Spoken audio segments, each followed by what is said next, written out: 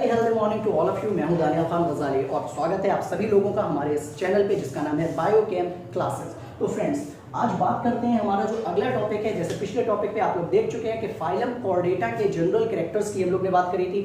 Phylum Chordata के general characters के अंदर अपने के सारे कैरेक्टर्स कौन से एनिमल फाइलम कॉर्डेटा के अंदर इंक्लूड होगा, किस एनिमल के अंदर क्या कैरेक्टर्स होना चाहिए फाइलम कॉर्डेटा में आने के लिए, तो ये सारी चीजें हम लोग पिछले वीडियो में देख ली थी। अब अगली वीडियो में हम लोग आज देखने वाले हैं classification of phylum Chordata.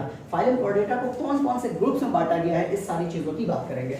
Phylum Chordata जो कि बहुत ज्यादा इंपॉर्टेंट टॉपिक है। ये टॉपिक एक तो बीएससी सेकंड ईयर के लिए बहुत ज्यादा इंपॉर्टेंट है, क्लास 11th के लिए बहुत ज्यादा इंपॉर्टेंट है, और सबसे अच्छी चीज कि नीट में एक दो क्वेश्चन आपको इस टॉपिक से जरूर मिलने वाले हैं। तो जो टॉपिक्स आपके लिए इतने ज्यादा इंपॉर्टेंट हो कि आपको बीएससी 11th और नीट में आने वाले हो, तो उसको जरूर देखिए और इसको बहुत ध्यान से समझते रहिएगा। तो जो हमारा फाइलम कॉर्डेटा है उसके जितने भी एनिमल्स हैं उनको दो ग्रुप्स में बांटा गया है।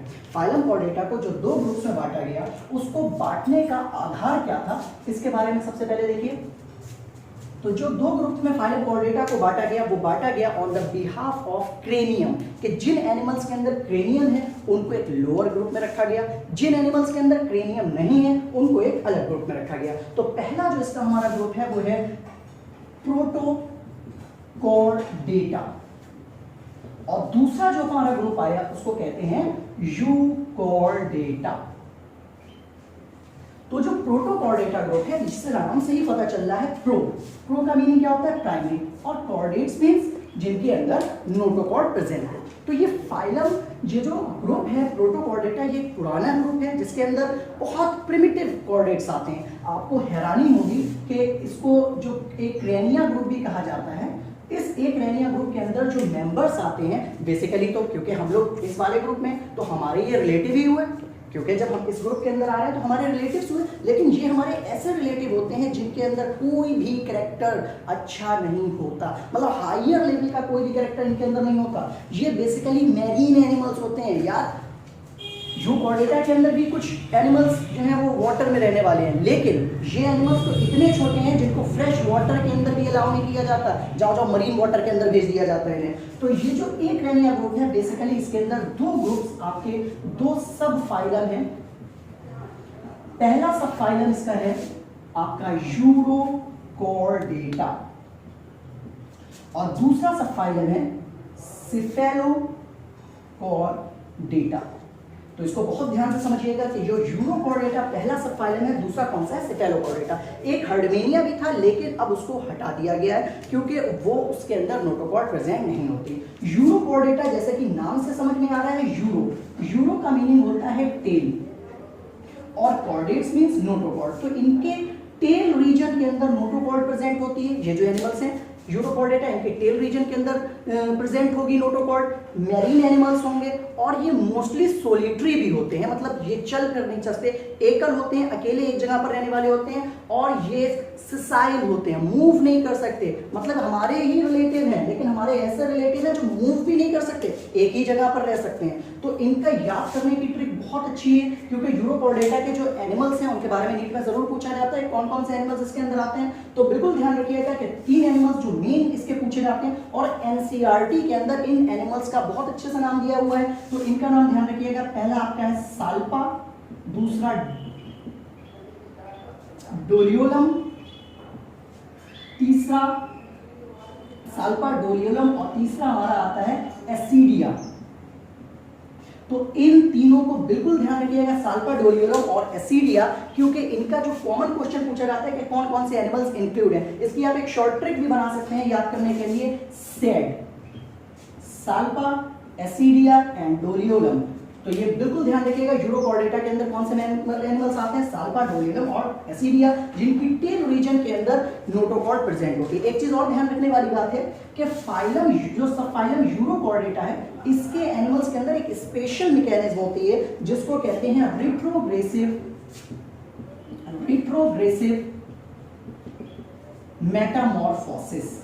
रिट्रोग्रेसिव मेटामॉर्फोसिस का मीनिंग क्या होता है कि ये एनिमल जब लार्वल स्टेज में होते हैं तो इनके अंदर जो नोटोकॉर्ड है वो सिर्फ लार्वा में दिखाई देती है, और जब ये एडल्ट में कन्वर्ट हो जाते हैं तो इनके अंदर नोटोकॉर्ड नहीं होती। तो नोटोकॉर्ड सिर्फ लार्वा के अंदर प्रेजेंट है, इनके एडल्ट के अंदर तो नोटोकॉर्ड है भी नहीं। तो ये एक मेटामॉर्फोसिस हो रही है जिसमें कॉम्प्लेक्स लार्वा सिंपल एडल्ट में कन्वर्ट हो रहा है। This condition is known as retrogressive Metamorphosis.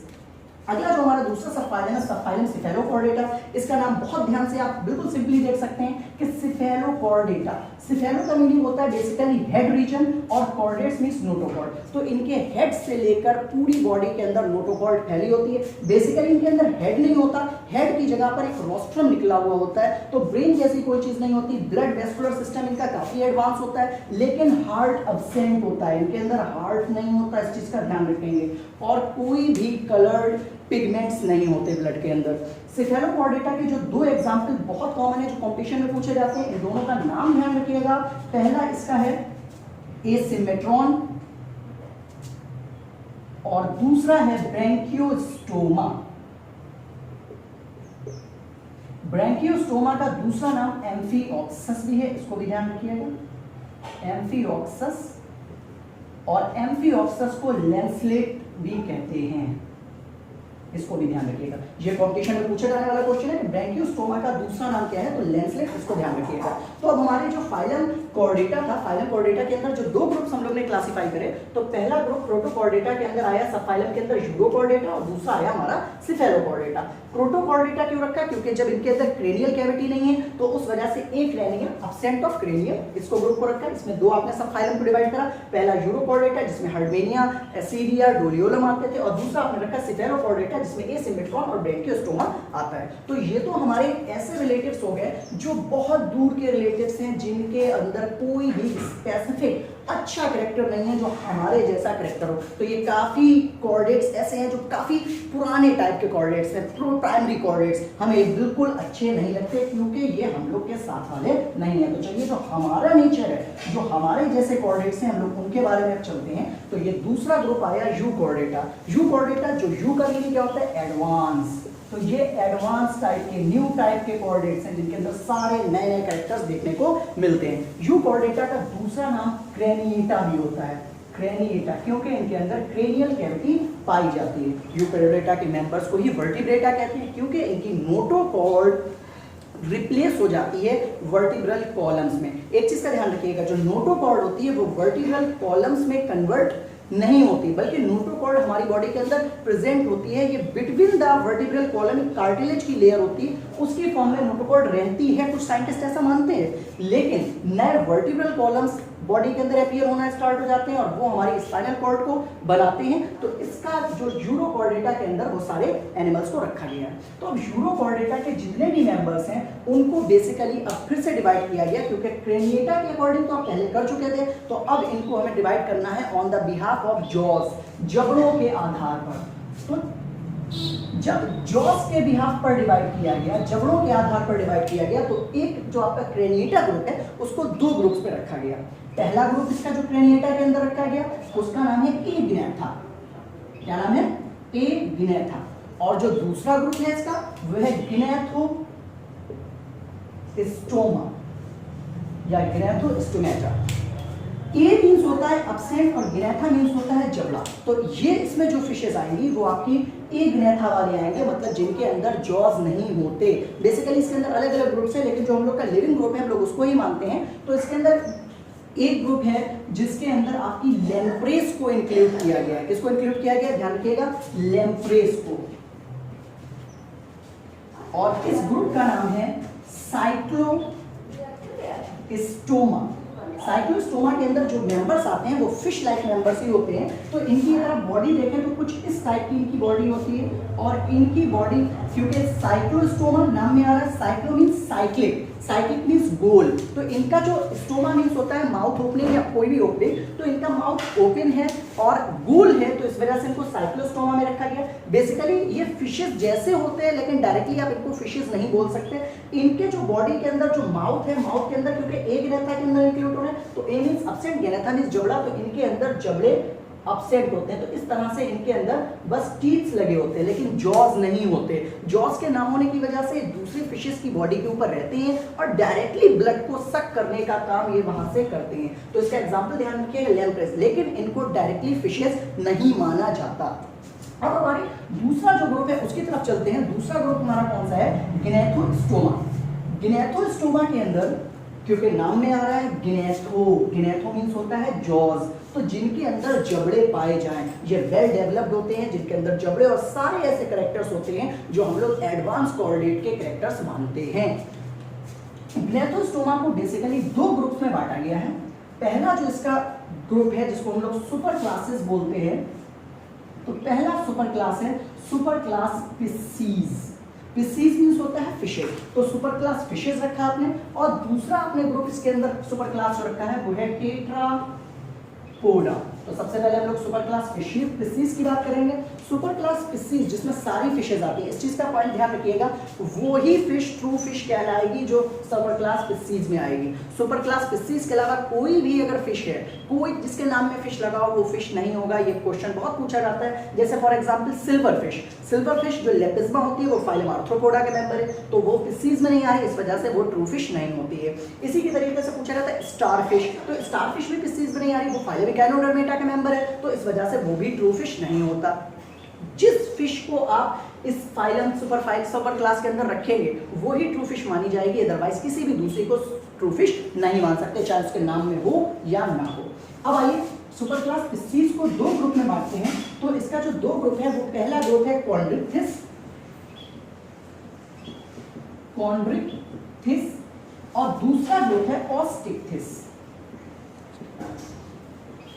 तो कॉन्ड्रिक्थिस और ऑस्ट्रिक्थिस जो दो ग्रुप बने, तो कॉन्ड्रिक्थिस जिसके अंदर कार्टिलेजिनस, इसके अंदर जो बैकबोन होगी, जो नोटोकॉर्ड होगी वो कार्टिलेज की बनी होगी, और इनके अंदर बोनी होगी, बोन्स की बनी होगी, ये बोनी फिशेस कहलाती हैं। ये बोन्स वाली फिशेस हैं और कार्टिलेजिनस फिशेस हैं। अब नाम पे ये मत सोचिएगा कार्टिलेजिनस फिशेस है तो बहुत सिंपल होंगी और बोनी है तो बहुत खतरनाक होंगी, ऐसा बिल्कुल भी नहीं है, क्योंकि जो कार्टिलेजिनस फिशेस है वो ह्यूमंस को खाती हैं और जो बोनी फिशेस है ह्यूमन उसको खाता है। तो कार्टिलेजिनस फिशेस के अंदर आती हैं शार्क्स, बड़ी बड़ी जो खतरनाक फिशेस होती हैं, और जो ऑस्टिक्थिस के अंदर आ रही हैं वो सिंपल बोनी फिशेस है जिनको नॉर्मली हम लोग खाते हैं, जैसे लेवियोरोइटा एक्सेट्रा। आइए आगे बात करते हैं जो हमारा क्लास सुपर क्लास टेट्रापोडा है।